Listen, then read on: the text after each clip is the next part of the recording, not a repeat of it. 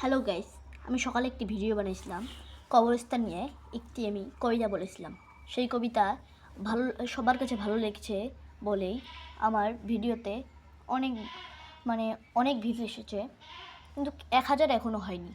1000 view আমার ভিডিওতে এখনও হয়নি। সেই সেই কবিতাটি আপনারা যারা যারা শোনেননি এখন শুনে নিন আমার মুখে।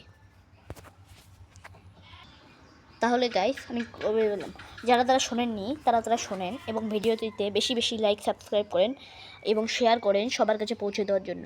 বললাম, ওই দেখা যায় কবরস্থান, ওই আমাদের ঘর, এখানেতে থাকতে হবে সারা জীবন ভর। ও কবর তুই চাস কি, ও কবর তুই চাস কি, সুদ ঘুষ নেসনি, নেকবান্দা পাসনি।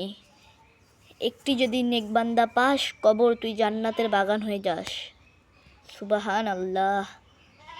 আল্লাহ আমাদের পৃথিবীতে শুধু এমনি এমনি পাঠায়নি, তার কাজে পাঠিয়েছে, তার ইবাদতের জন্য পাঠিয়েছে।